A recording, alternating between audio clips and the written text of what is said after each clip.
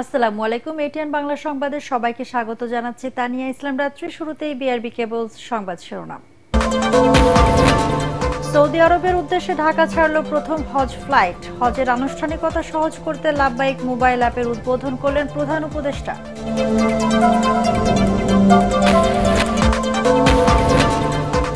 জুলাই বিপ্লবের বিপক্ষে নয় এমন ব্যক্তিদের নামে বিদ্বেষমূলক মামলা কাম্য নয়, আসিফ নজরুল। ইরেশ চাকেরের নামে মামলা অস্বস্তিকর, সংস্কৃতি উপদেষ্টা। গণঅভ্যুত্থানে আশুলিয়ায় ৬ জনকে হত্যার নতুন ভিডিও তদন্ত সংস্থার হাতে, আরও ২ জন শনাক্ত। হয়রানিমূলক মামলার বিরুদ্ধে কঠোর হুঁশিয়ারি আইজিপির। কোনো মহামানবকে ক্ষমতায় রাখার জন্য মানুষ স্বৈরাচারের বিরুদ্ধে আন্দোলন করেনি, মন্তব্য বিএনপি নেতা আমির খসরুর। ঐক্যমতের সংস্কারগুলো বাস্তবায়নের তাগিদ ভিপি নূরের। এবং পেহেলগামে সন্ত্রাসী হামলাকে কেন্দ্র করে ভারত পাকিস্তানে বাজছে যুদ্ধের দামামা। সংঘাত এড়াতে দুপক্ষকেই সহনশীল হওয়ার আহ্বান যুক্তরাষ্ট্র, চীন ও সৌদি আরবের।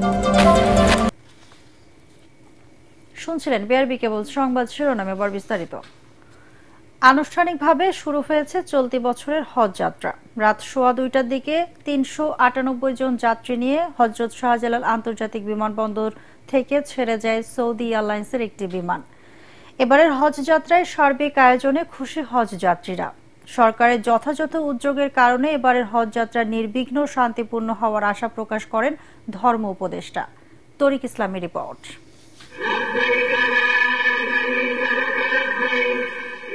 শুরু হয়েছে ধর্মপ্রাণ মুসল্লিদের অন্যতম ধর্মীয় জমায়েত হজ পালনের উদ্দেশ্যে হজ যাত্রার। সোমবার দিবাগত রাতে রাজধানীর আশকোনার হজ ক্যাম্পে ইমিগ্রেশন শেষে হজ যাত্রীরা আসেন হযরত শাহজালাল আন্তর্জাতিক বিমানবন্দরে। রাত 2:15টার দিকে সৌদি এয়ারলাইন্সের একটি ফ্লাইটে 398 জন যাত্রী নিয়ে শুরু হয় হজ যাত্রার। এবারের হজ যাত্রার সার্বিক আয়োজনে খুশি যাত্রীরা।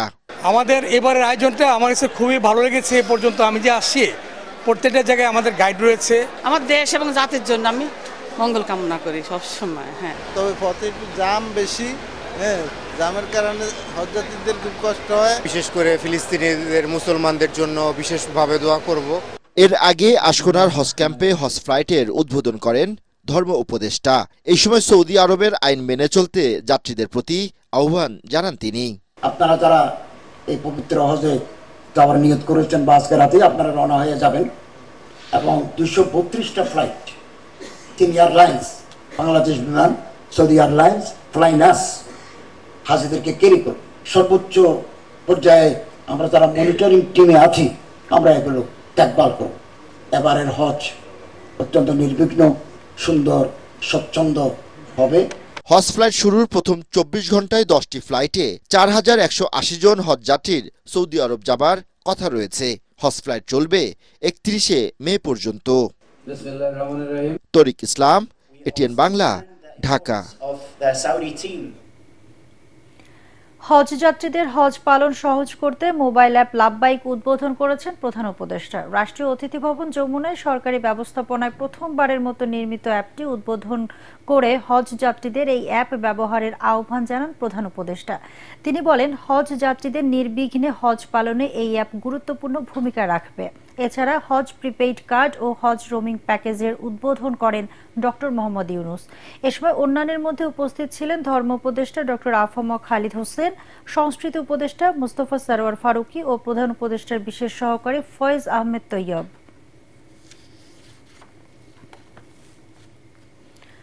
পরে লাব্বাইক app, prepaid card, roaming system চালু প্রসঙ্গে ফরেন সার্ভিস একাডেমিতে সংবাদ সম্মেলনের আয়োজন করে ধর্ম মন্ত্রণালয়। এ সময় টেলিযোগাযোগ বিভাগের সচিব মুশফিকুর রহমান বলেন, এই অ্যাপে হজের আবেদন থেকে শুরু করে সকল প্রক্রিয়া থাকবে। দেশে থাকা পরিবার সৌদি আরবে তার অবস্থান সম্পর্কে জানতে পারবে। সেই সঙ্গে কোনো হজ এজেন্সির সেবার মান নিয়ে হাজিরা অভিযোগ জানাতে পারবেন। প্রিপেইড কার্ড সম্পর্কে তিনি বলেন, এতে এন্ডোর্সমেন্টের ঝামেলা থাকবে না। টাকা রিচার্জ করলেই ব্যবহার করা যাবে। সর্বোচ্চ $1200 রিচার্জ করা যাবে। সেই সাথে 10% কম সাশ্রয়ে ব্যবহার করা যাবে এই প্রিপেইড কার্ড। রোমিং সিস্টেমের সিম কার্ডের মাধ্যমে সৌদিতে পৌঁছানোর সাথে সাথে হাজিগণ ইন্টারনেট ব্যবহার করতে পারবেন। বৈধ কাগজপত্র থাকা সত্ত্বেও অন্যায়ভাবে দেশে পাঠানো হয়েছে আরও ৭০ জন প্রবাসীকে। সোমবার দিবাগত রাতে সৌদি আরবের জেদ্দা থেকে ঢাকাগামী একটি ফ্লাইটে তারা পৌঁছান হযরত শাহজালাল আন্তর্জাতিক বিমানবন্দরে।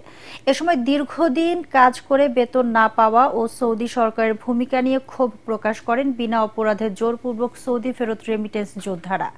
অভিযোগ তোলেন দেশটিতে অবস্থিত বাংলাদেশ দূতাবাসের কর্মকর্তাদের অসহযোগিতার বিষয়ে। আমরা বৈধভাবে যাওয়ার পরে দেখা গেছে ওইখানে অনেক প্রবাসী আছে যারা এখনো জেলে। 3 মাস 6 মাস থাকার পরে তাদের অটো হুরুপ লেগে যায়। আমারও মারছিল ব্ল্যাক গ্রুপ, তার জন্য আমি লাগাইতে পারি না, আমি চলে আসছি। আমি 12 দিন আসছিলাম। 7 মাস কাজ করছি, 7 মাসের বেতন পাইছি না ভাই। 7 মাস বয়েছিলাম ভাই, এমনি জীবনটা গেছে ভাই। সৌদি আরবের ভিতরে যাদের আকামা এক্সপায়ার হয়েছে, কোনো হুরুপ নাই, কিন্তু গভর্নমেন্ট অটোমেটিক হুরুপ দিয়েই পাঠাইয়া দিতেছে। জুলাই বিপ্লবের বিপক্ষে নয় এমন ব্যক্তিদের নামে বিদ্বেষমূলক মামলা দুর্ভাগ্যজনক বলে মন্তব্য করেছেন আইন উপদেষ্টা ডক্টর আসিফ নজরুল। রাজধানীতে এক অনুষ্ঠানে তিনি বলেন, নিরপরাধ মানুষ হয়রানির শিকার না হয় সেজন্য আইনি সহায়তা দেওয়া হচ্ছে। মামলা জট কমাতে জাতীয় আইনগত সহায়তা সংস্থার মাধ্যমে আগামী 6 মাসের মধ্যে 1 লাখ মামলা নিষ্পত্তির ব্যবস্থা করার কথাও জানান আইন উপদেষ্টা। এদিকে অভিনেতা ইরেশ জাকেরের বিরুদ্ধে হত্যা মামলা অস্বস্তিকর বলে মন্তব্য করেছেন সংস্কৃতি উপদেষ্টা মুস্তফা সরওয়ার ফারুকী। ইমদাদুল্লাহ বাবু রিপোর্ট। আওয়ামী লীগ সরকারের বিরুদ্ধে ছাত্র জনতার 24-এর অভ্যুত্থানে সংঘটিত গণহত্যা এবং 15.5 বছরে খুন ও গুমের অভিযোগে দলটির নেতাসহ অনেকের বিরুদ্ধে থানা এবং আদালতে একের পর এক মামলা হচ্ছে। পুলিশ সদর দপ্তরের হিসেবে জুলাই আগস্টের গণহত্যার মামলার সংখ্যা প্রায় 1500, এর মধ্যে হত্যা মামলা 600টি। অভ্যুত্থানে নিহত বিএনপি কর্মী মাহফুজ আলম শ্রাবণ হত্যার অভিযোগে গেল 20 এপ্রিল শেখ হাসিনা সহ 4 শতাধিক ব্যক্তিকে আসামি করে ঢাকার সিএমএম আদালতে মামলার আবেদন করেন নিহতের ভাই মোস্তাফিজুর রহমান। এই মামলায় অভিনেতা ইরেশ জাকেরের নামও রয়েছে, জানিয়ে বিভিন্ন মহলে চলছে নানা আলোচনা। রাজধানীতে আলাদা 2টি অনুষ্ঠানে মামলাটি নিয়ে কথা বলেন আইন এবং সংস্কৃতি বিষয়ক উপদেষ্টা। ইরেশ জাকেরকে আমি পার্সোনালি চিনি, জুলাইয়ের আন্দোলনে উনি জড়িত ছিলেন, ফলে এটা ডিপলি ট্রাবলিং অ্যান্ড ডিপলি ডিস্টার্বিং। কিন্তু আবার বলছি, এটা মামলা করেছে একজন লোক, এটা রাষ্ট্রের পক্ষের মামলা না। আমি বিশ্বাস করি পুলিশ এটা সঠিক তদন্ত করবে এবং তদন্ত করে যেটা সত্য সেটার পক্ষে থাকবে এবং যেটা মিথ্যা সেটাকে বাতিল করে দেবে। যে যার মতো মামলা করছে এবং এখানে অনেক হয়রানিমূলক মামলা হচ্ছে, বিদ্বেষমূলক মামলা হচ্ছে, অন্যের জায়গা জমি দখল ব্যবসা দখল করার জন্য মামলা হচ্ছে। এগুলো অত্যন্ত আনফরচুনেট, অত্যন্ত পরিতাপের বিষয়। স্বরাষ্ট্র মন্ত্রণালয় থেকে বারবার বলা হয়েছে যে অভিযোগের কোনো বস্তুনিষ্ঠতা পাওয়া না গেলে কাউকে যেন গ্রেফতার না করা হয়। আমরা আবার আদালতের পক্ষ থেকেও আমরা যেখানে আপনার বস্তুনিষ্ঠতা নাই সেখানে যতভাবে আইনগত প্রতিকার দেওয়া সম্ভব সেগুলি দেওয়ার চেষ্টা করে যাচ্ছি। ইরেশ জাকেরের নাম বলেছেন, এরকম ছাড়াও আরও অনেক ক্ষেত্রে কিছু কিছু মামলা হয়েছে যেগুলি আসলে আপনাদের কাছে আমরা একটা অনুরোধ করব, এই মামলাগুলো যারা করে আপনারা একটু তাদের কাইন্ডলি খুঁজে বের করেন না, খুঁজে বের করে একটু মামলাটা সম্পর্কে জিজ্ঞেস করেন, তাদের উন্মোচন করেন। এর আগে রাজধানীর ওসমানী স্মৃতি মিলনায়তনে জাতীয় আইনগত সহায়তা দিবসের অনুষ্ঠানের উদ্বোধন করেন আইন উপদেষ্টা। এতে তিনি বলেন, মামলা জট কমাতে জাতীয় আইনগত সহায়তা সংস্থাকে কাজে লাগাচ্ছে সরকার। আগামী 6 মাসের মধ্যে জাতীয় আইনগত সেবা প্রদানকারী সংস্থাকে এমন একটা পর্যায়ে উন্নীত করব যেখানে অন্তত 1 লক্ষ মামলার নিষ্পত্তি হবে এবং আগামী 1 বছরের মধ্যে যদি সেইটুকু সময় পর্যন্ত আমরা থাকি অন্তত 2 লক্ষ মামলা আমরা সেখানে নিষ্পত্তি করার ব্যবস্থা করব। আসিফ নজরুল আরও জানান, স্বাধীন কমিশন হিসেবে আইন মন্ত্রণালয়ের মতামত দেওয়ার আগেই নির্বাচন কমিশন ইশরাক হোসেনকে ঢাকা দক্ষিণ সিটি কর্পোরেশনের মেয়র হিসেবে ঘোষণা করে গেজেট প্রকাশ করেছে। ইমদাদুল্লাহ বাবু, ATN Bangla, Dhaka. July August গণ অভ্যুত্থানে ঢাকার আশুলিয়ায় 6টি মরদেহ পোড়ানোর আগের ভিডিও ফুটেজ হাতে পেয়েছে আন্তর্জাতিক অপরাধ ট্রাইব্যুনালের তদন্ত সংস্থা। প্রসিকিউশন জানিয়েছে ওই ঘটনায় শনাক্ত হয়েছে আরও 2 জন। মামলার তদন্ত প্রতিবেদন জমা দেওয়ার জন্য 25 মে পর্যন্ত সময় দিয়েছে ট্রাইব্যুনাল। এছাড়া যাত্রাবাড়ি ও রামপুরার হত্যা মামলার তদন্ত প্রতিবেদন দেওয়ার জন্য ট্রাইব্যুনাল 20 জুলাই পর্যন্ত সময় দিয়েছে। আরও জানাচ্ছেন হুমায়ুন চিস্তি। জুলাই আগস্ট গণহত্যার অভিযোগে মানবতাবিরোধী অপরাধের মামলায় সোমবার আন্তর্জাতিক অপরাধ ট্রাইব্যুনালে হাজির করা হয় সাবেক আইজিপি চৌধুরী আব্দুল্লাহ আল মামুন সহ 11 পুলিশ কর্মকর্তা, এনটিএমসির সাবেক মহাপরিচালক অবসরপ্রাপ্ত মেজর জেনারেল জিয়াউল আহসান ও নরসিংদীর ছাত্রলীগ নেতা রবিউল ইসলামকে। ঢাকার আশুলিয়ায় হত্যার পর মরদেহ পোড়ানো সহ আলাদা 4টি মামলায় এদের বিরুদ্ধে তদন্ত প্রতিবেদন জমা দেওয়ার জন্য দিন নির্ধারিত ছিল আজ। 10 দিন বা 5 দিন বা 1 মাস সময় একটু বেশি লাগতেই পারে পূর্ণাঙ্গ তদন্ত রিপোর্টের জন্য, এবং ন্যায় বিচারের স্বার্থে এই সময়টা প্রয়োজন আমাদের। এটা বিচারকে বিলম্বিত করার জন্য না, ন্যায় বিচারকে প্রতিষ্ঠা করার জন্য। আর একটা ছোট্ট বিষয় ছিল, নরসিংদীর ছাত্রলীগ নেতা অন্য একটা মামলায় গ্রেপ্তার ছিলেন। এই মামলায় WEC ছিল, তাকে প্রোডাকশন মূলে আজকে হাজির করা হয়েছে, তাকে জেল হাজতে প্রেরণের আদেশ দিয়েছে। প্রসিকিউশন জানায়, গণ অভ্যুত্থানে ঢাকার আশুলিয়ায় 6টি মরদেহ পোড়ানোর মামলা তদন্তের শেষ পর্যায়ে। হত্যার ভিডিও ফুটেজ হাতে পেয়েছে তদন্ত সংস্থা। শনাক্ত হওয়া হত্যাকারীদের দ্রুত গ্রেফতার করে ট্রাইব্যুনালে হাজির করা হবে। হত্যা করা হয়েছে, পোড়ানো হয়েছে, একজন জীবিত ছিলেন, তাকে পোড়ানো হয়েছে। এখন আমরা যেটা পেয়েছি সেটা হচ্ছে যে হত্যাকাণ্ড সংগঠনের একটা ভিডিও চিত্র আমরা পেয়েছি। এটা আমরা এখন যাচাই বাছাই করছি। এই বিষয়ে তদন্ত সমাপ্ত করার জন্য কিছুদিন সময় দরকার, এই জন্য আমরা 1 মাস সময় চেয়েছিলাম। অনারেবল ট্রাইব্যুনাল এটা মঞ্জুর করেছেন। গত 5 আগস্ট ছাত্র জনতার গণ অভ্যুত্থানে শেখ হাসিনা সরকারের পতনের দিন ঢাকার আশুলিয়ায় এক নারকীয় ঘটনা ঘটে। গুলি করে হত্যার পর 6 জনের নিথর দেহ গাড়িতে উঠিয়ে আগুন দেয় পুলিশ। হুমায়ুন চিস্তি, ATN বাংলা, ঢাকা। নিরীহ মানুষকে মামলা দিয়ে হয়রানি করা যাবে না বলে হুঁশিয়ার করে দিয়েছেন আইজিপি বাহারুল আলম। রাজধানীর ফরেন সার্ভিস একাডেমিতে সংবাদ সম্মেলনে একথা জানান তিনি। এ সময় পুলিশ প্রধান বলেন, 5 আগস্টের পর একটি মহল হয়রানির উদ্দেশ্যে মূল আসামির সঙ্গে অসংখ্য নিরীহ মানুষকে মামলায় আসামি করছে। বিষয়টি খতিয়ে দেখছে পুলিশ। GM তসলিমের report. আমাদের 3 দিন ব্যাপী পুলিশ আমার পুলিশ আমার দেশ বৈষম্যহীন বাংলাদেশ প্রতিপাদ্যে মঙ্গলবার শুরু হচ্ছে 3 দিন ব্যাপী পুলিশ সপ্তাহ। রাজারবাগ পুলিশ অডিটোরিয়ামে এর উদ্বোধন করবেন প্রধান উপদেষ্টা ডক্টর মোহাম্মদ ইউনুস। বিস্তারিত জানাতে এই সংবাদ সম্মেলন।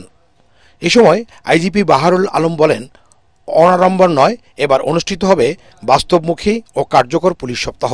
তিনি বলেন, মাঠ পর্যায়ের কর্মকর্তাদের কাছ থেকে পরিকল্পনা শুনে কার্যক্রম বাস্তবায়ন করা হবে।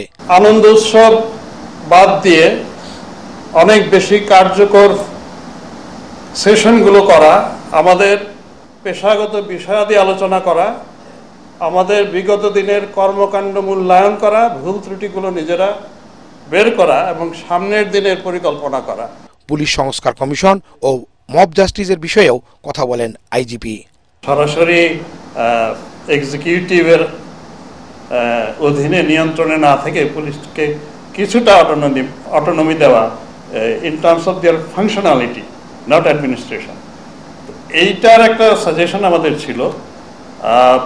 পুলিশ সংস্কার কমিশন নীতিগতভাবে একমত হয়েছেন, কিন্তু তারা এটাকে আর এলাবোরেট করেননি, কোনো কাঠামোও দেননি। পুলিশ প্রধান বলেন, ছাত্র জনতার আন্দোলনের ঘটনায় 5 আগস্টের পর 1500 মামলা হয়েছে। এর মধ্যে হত্যা মামলা হয়েছে 6 শতাধিক। নিরীহ কেউ যেন হয়রানির শিকার না হয় সেজন্য পুলিশকে নির্দেশ দেওয়া হয়েছে বলে জানান বাহারুল আলম। অনেকে ওই অসৎ উদ্দেশ্যে মানুষের কাছ থেকে অর্থ আদায়ের জন্য, হ্যারাস করার জন্য, ভয় দেখানোর জন্য অপরাধটা হয়তো করেছেন 5 জন কি 10 জন, ওখানে আরো 300 লোকের নাম দিয়ে মামলা দায়ের হচ্ছে এবং গতকালও একটা হয়েছে। স্বরাষ্ট্র মন্ত্রণালয় বলেছেন, আমি নিজে বলেছি এবং পুলিশের সকল পর্যায়ের কর্মকর্তারা এই নির্দেশ পেয়েছেন যে নিরীহ লোককে যেন গ্রেপ্তার করা না হয়, নিরীহ লোককে যেন হয়রানি করা না হয়। এবারের পুলিশ সপ্তাহে নাগরিক সমাজের বিভিন্ন পেশার প্রতিনিধিদের আমন্ত্রণ জানানো হয়েছে। শেষ দিন 1 মে নাগরিক সমাজের প্রতিনিধিদের সাথে আলোচনায় বসবেন পুলিশের নীতি নির্ধারণী পর্যায়ের সদস্যরা। আমি যেন বিধিবিধান মেনে চলতে পারি, আমার প্রতি অন্যায় আবদার যেন যতটুকু পারেন যেন কম হয়, এটাই প্রার্থনা। GM Taslim, ATN Bangla, Dhaka. কোনো মহামানবকে ক্ষমতায় রাখার জন্য মানুষ স্বৈরাচারের বিরুদ্ধে আন্দোলন করেনি, ভোটের অধিকার ফিরে পেতে আন্দোলন করেছে বলে দাবি করেছেন বিএনপির স্থায়ী কমিটির সদস্য আমির খসরু মাহমুদ চৌধুরী। সমমনা 3 দলের সাথে বিএনপির লিয়াজো কমিটির বৈঠক শেষে এই কথা বলেন তিনি। আমির খসরু অভিযোগ করেন, বিশেষ সুবিধাভোগীদের সুযোগ করে দিতে বলা হচ্ছে, জনগণ নির্বাচন চায় না। রাজনৈতিক দলগুলোকে দেয়া প্রধান উপদেষ্টার প্রতিশ্রুতির উপরে আস্থা রাখছে বিএনপি। কামরুজ্জামান রাজীবের রিপোর্ট। ডিসেম্বরের মধ্যে জাতীয় নির্বাচনের দাবি আদায়ে সোমবার ন্যাপ ভাসানী আমজনতার দল ও ন্যাশনাল পিপলস পার্টির সাথে বৈঠক করে বিএনপি। দলীয় চেয়ারপারসনের গুলশান কার্যালয়ে বৈঠক শেষে সাংবাদিকদের মুখোমুখি হন বিএনপির স্থায়ী কমিটির সদস্য আমির খসরু মাহমুদ চৌধুরী। এ সময় বাংলাদেশের মানুষ অন্তর্বর্তী সরকারকেই ভালো সমাধান মনে করছে, মানুষ এখন নির্বাচন চায় না। আল জাজিরায় দেয়া সাক্ষাৎকারে প্রধান উপদেষ্টার এ বক্তব্যের প্রতিক্রিয়ায় তিনি বলেন, স্বৈরাচার বিরোধী আন্দোলনে অংশ নেয়া প্রায় সব দলই ডিসেম্বরের মধ্যে নির্বাচন চায়, জনগণের বাইরে নয়। সরকারের বিশেষ সুবিধাভোগীরা জনগণের ভোটাধিকারকে সংস্কারের মুখোমুখি দাঁড় করিয়েছে। আমাদের সাথে যারা রাস্তায় ছিল, ইতিমধ্যে প্রায় 50টি দল পরিষ্কারভাবে ব্যক্ত করেছে ডিসেম্বরের আগে নির্বাচনের জন্য। জনগণ বলতে কারা? এখন জনগণ বলতে যদি কোনো একটা বিশেষ গোষ্ঠী সুবিধাভোগী যারা গণতন্ত্রের বিরুদ্ধে গিয়ে, জনগণের ভোটাধিকারের বিরুদ্ধে গিয়ে গণতন্ত্রকে সংস্কারের মুখোমুখি করছে। আমির খসরু বলেন, গত 16 বছরের যুদ্ধটা ছিল মানুষের ভোটাধিকার ফিরিয়ে আনার জন্য, কোনো মহামানবকে ক্ষমতায় বসানোর জন্য নয়। ভোটে নির্বাচিত সরকারই জনগণের কাছে দায়বদ্ধ থাকবে। যেই সরকার জনগণের ভোটে নির্বাচিত হবে তারা জনগণের কাছে দায়বদ্ধ থাকবে, জবাবদিহি থাকবে, সেটা যেই সরকারই হোক। কোনো মহামানবকে বাংলাদেশের দায়িত্ব দেওয়ার জন্য এই বাংলাদেশের মানুষ আন্দোলন সংগ্রাম করে নাই, ত্যাগ স্বীকার করে নাই।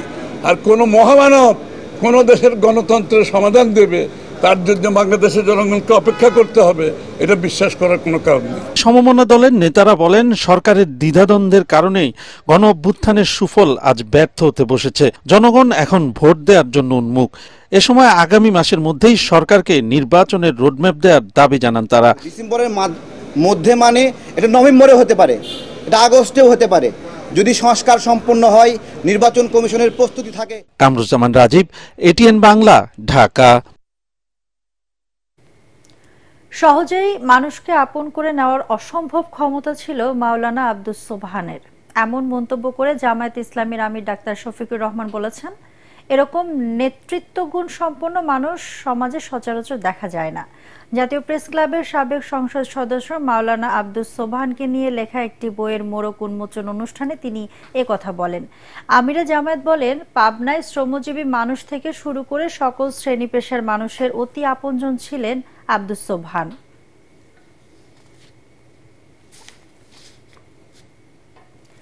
এক ব্যক্তি দুইবারের বেশি প্রধানমন্ত্রী এবং একই সাথে দল ও সংসদ নেতা না হওয়ার পক্ষে মত দিয়েছে গণ অধিকার পরিষদ। ঐকমত্য কমিশনের সঙ্গে বৈঠক শেষে দলের সভাপতি নুরুল হক নূর একথা জানান। জাতীয় সংসদ ভবনের এলজে হলে আলোচনায় অংশ নিয়ে তিনি বলেন, সংস্কার প্রক্রিয়া বাস্তবায়নে ব্যক্তি বা দলের চেয়েও দেশের স্বার্থকে বড় করে দেখতে হবে। কমিশনের সহসভাপতি অধ্যাপক আলী রিয়াজ বলেন, জন আকাঙ্ক্ষা পূরণে সব রাজনৈতিক দলগুলোকে 1 জুলাই শহীদদের লক্ষ্য পূরণে কাজ করতে হবে। রিপোর্ট আদ্দিন সজীবের। রাষ্ট্র সংস্কার নাকি নির্বাচন, রাজনৈতিক অঙ্গনের এই আলোচনা যখন সবখানে, তখন সব দল ঐকমত্য কমিশনের সঙ্গে দেশ গড়ার পরিকল্পনায় ব্যস্ত। 35টি রাজনৈতিক দলের সংস্কার প্রস্তাব এবং 166টি সুপারিশ নিয়ে ধারাবাহিক এই আলোচনা। এদিন নুরুল হক নূরের নেতৃত্বে বৈঠকে বসেন গণ অধিকার পরিষদের প্রতিনিধি দল।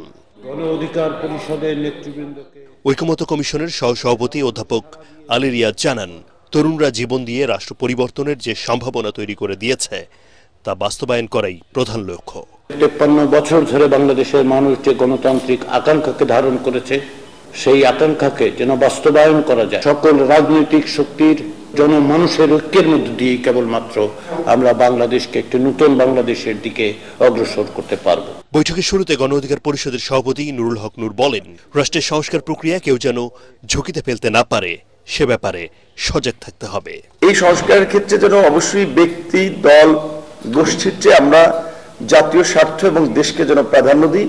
যেই সংস্কারগুলো আলাপ আলোচনার মধ্যে দিয়ে ঠিক হবে সেগুলো এই সরকারের অধীনেই বাস্তবায়ন করতে হবে। সূচনা বক্তব্যের পর প্রায় 4 ঘন্টার আলোচনা। 2 বারের বেশি প্রধানমন্ত্রী নয়, একই ব্যক্তি দল ও সংসদ নেতা এবং সরকার প্রধান হতে পারবে না, সংসদের মেয়াদ 4 বছর সহ ঐকমত্য কমিশনের 135টি বিষয়ে একমত গণ অধিকার পরিষদ। একই ব্যক্তি দলীয় প্রধান, সরকার প্রধান এবং সংসদ নেতা হতে পারবে না, এই বিষয়ে আমরা একমত। এবং সংসদেরই আমরা মেয়াদের কথা বলছি 4 বছর, তো স্বাভাবিকভাবেই প্রধানমন্ত্রীর মেয়াদও 4 বছর, রাষ্ট্রপতির মেয়াদও 4 বছর হচ্ছে। 2 বারের বেশি কেউ প্রধানমন্ত্রী হতে পারবে না এবং 2 বার প্রধানমন্ত্রী হওয়ার পরে আবার ওই ব্যক্তি রাষ্ট্রপতি হতে পারবে না। বৈষম্য বিরোধী আন্দোলনে 5 আগস্ট আওয়ামী শাসনের পতনের পর থেকেই রাষ্ট্র সংস্কারের এই আকাঙ্ক্ষা নতুন করে জাগে জনমনে। শেষ পর্যন্ত এই চেষ্টার সুফল পাওয়ার অপেক্ষায় দেশবাসী। আদ্দিন সজীব, এটিএন বাংলা, ঢাকা। রাজনৈতিক দলগুলোর সঙ্গে চলমান আলোচনার অগ্রগতি সম্পর্কে প্রধান উপদেষ্টাকে অবহিত করেছেন জাতীয় ঐকমত্য কমিশন। রাষ্ট্রীয় অতিথি ভবন যমুনায় কমিশনের সদস্যদের সঙ্গে বৈঠকে সভাপতিত্ব করেন ডক্টর মোহাম্মদ ইউনূস। এ সময় পরবর্তী করণীয় নিয়ে নির্দেশনা দেন তিনি। বৈঠকে কমিশনের সহসভাপতি অধ্যাপক আলী রিয়াজ, ডক্টর বদিউল আলম মজুমদার, ইফতেখারুজ্জামান, বিচারপতি এমদাদুল হক ও সফর রাজ হোসেনও অংশ নেন। এ সময় আরও উপস্থিত ছিলেন আইন উপদেষ্টা ডক্টর আসিফ নজরুল, শিল্প ও গণপূর্ত উপদেষ্টা আদিলুর রহমান খান শুভ্র এবং প্রধান উপদেষ্টার বিশেষ সহকারী মনির হায়দার। পেহেলগামে সন্ত্রাসী হামলাকে কেন্দ্র করে ভারত পাকিস্তানে বাজছে যুদ্ধের দামামা। কোনো পক্ষ এখনো আক্রমণাত্মক পদক্ষেপ না নিলেও সীমান্তে গুলি বিনিময় করছে দুই পক্ষই। যুদ্ধের প্রস্তুতিও নিতে শুরু করেছে দুই দেশ। এদিকে ভারত সমাধান নয়, যুদ্ধ চায়। মার্কিন পত্রিকা নিউ ইয়র্ক টাইমসের এমন সংবাদে বিচলিত গোটা বিশ্ব। অন্যদিকে আক্রমণ করা হলে পারমাণবিক হামলা চালানোর হুঁশিয়ারি দিয়েছে পাকিস্তান। তবে যুক্তরাষ্ট্র, চীন ও সৌদি আরব সংঘাত এড়াতে দুপক্ষকেই সহনশীল আচরণ করার আহ্বান জানিয়েছে। জাহিদুল আলমের রিপোর্টে বিস্তারিত। জম্মু ও কাশ্মীরের পেহেলগামে সাম্প্রতিক সন্ত্রাসী হামলার পর ভারত ও পাকিস্তানের মধ্যে উত্তেজনা চরমে পৌঁছেছে। প্রতি মুহূর্তেই সামরিক সংঘাতের রূপ নেয়ার শঙ্কা বাড়ছে। এমন সংকটজনক পরিস্থিতিতে প্রভাবশালী মার্কিন সংবাদ মাধ্যম নিউ ইয়র্ক টাইমস তাদের প্রতিবেদনে বলে, ভারত এখন সংঘাত এড়াতে নয়, বরং পাকিস্তানে সামরিক পদক্ষেপের প্রস্তুতি নিচ্ছে। একই আশঙ্কা প্রকাশ করে পাকিস্তানের প্রতিরক্ষা মন্ত্রী খাজা মোহাম্মদ আসিফ বলেন, দেশের সার্বভৌমত্ব ও অস্তিত্ব রক্ষায় প্রয়োজনে পারমাণবিক অস্ত্র ব্যবহার করা হবে। একই ধরনের হুঁশিয়ারি উচ্চারণ করেন দেশটির রেলমন্ত্রীও। The infiltration into India from Pakistan side is just impossible. এদিকে ভারতে কেন্দ্রীয় সরকারের সর্বদলীয় বৈঠকে অনুপস্থিত থাকায় প্রধানমন্ত্রী মোদীর সমালোচনা করেছেন কংগ্রেসের সভাপতি। বলেন, দেশের দুর্ভাগ্য, সব দলের নেতারা পেহেলগাম নিয়ে ডাকা সভায় উপস্থিত থাকলেও প্রধানমন্ত্রী ব্যস্ত ছিলেন বিহারে ভাষণ দিতে। রয়টার্স বলছে, ভারত নৌবাহিনীর জন্য $741 কোটি ফ্রান্সের কাছ থেকে পঞ্চম প্রজন্মের আরও 26টি রাফাল যুদ্ধবিমান কিনছে। এরই মধ্যে এই সংক্রান্ত চুক্তিও স্বাক্ষর হয়েছে। এমন পরিস্থিতিতে মার্কিন পররাষ্ট্র দপ্তর জানায়, ওয়াশিংটন ভারত এবং পাকিস্তান দুদেশের সঙ্গেই যোগাযোগ রাখছে এবং তাদের দায়িত্বশীল সমাধানের পথ খোঁজার আহ্বান জানিয়েছে। একই সাথে গভীর নজর রাখছে সৌদি আরব ও চীন। জাহিদুল আলম, এটিএন বাংলা। এবারে 5x খেলার খবর।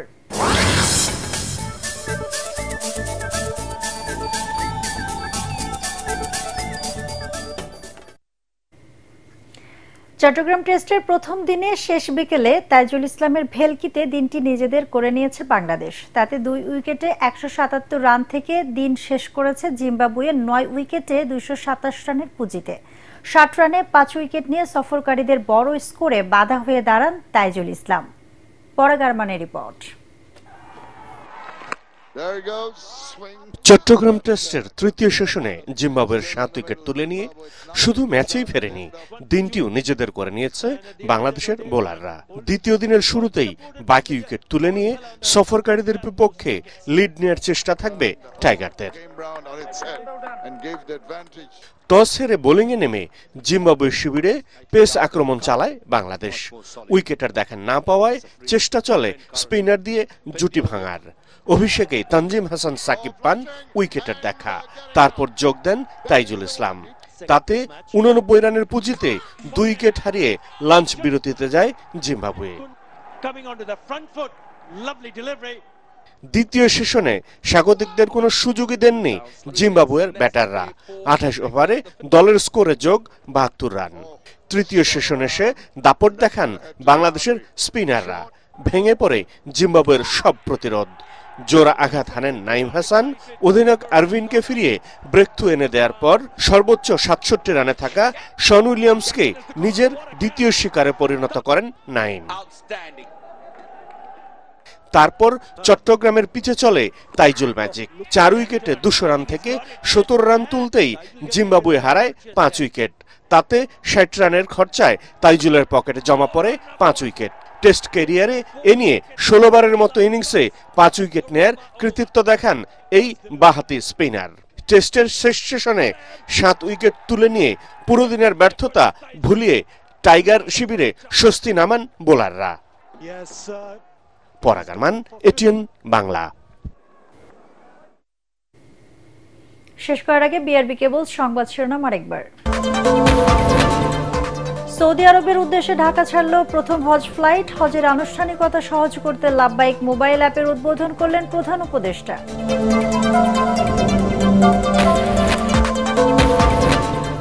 জুলাই বিপ্লবের বিপক্ষে নয় এমন ব্যক্তিদের নামে বিদ্বেষমূলক মামলা কাম্য নয় আসিফ নজরুল। ইরেশ জাকারের নামে মামলা অস্বস্তিকর, সংস্কৃতি উপদেষ্টা। গণঅভ্যুত্থানে আশুলিয়ায় 6 জনকে হত্যার নতুন ভিডিও তদন্ত সংস্থার হাতে, আরো 2 জন শনাক্ত। হয়রানিমূলক মামলার বিরুদ্ধে কঠোর হুঁশিয়ারি আইজিপির।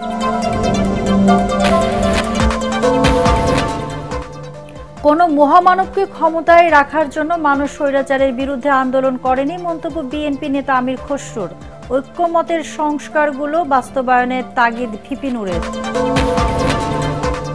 এবং পেহেলগামে সন্ত্রাসী হামলাকে কেন্দ্র করে ভারত পাকিস্তানে বাড়ছে যুদ্ধের দামামা। সংখ্যা এড়াতে দুপক্ষকেই সহনশীল হওয়ার আহ্বান যুক্তরাষ্ট্র, চীন ও সৌদি আরবের। দর্শক, পরবর্তী সংবাদ দেখার আমন্ত্রণ জানিয়ে এখনকার মতো শেষ করছি এটিএন বাংলা সংবাদ। ইউটিউবে দেখতে ব্রাউজ করুন youtube/ATN বাংলা নিউজ। ধন্যবাদ সবাইকে।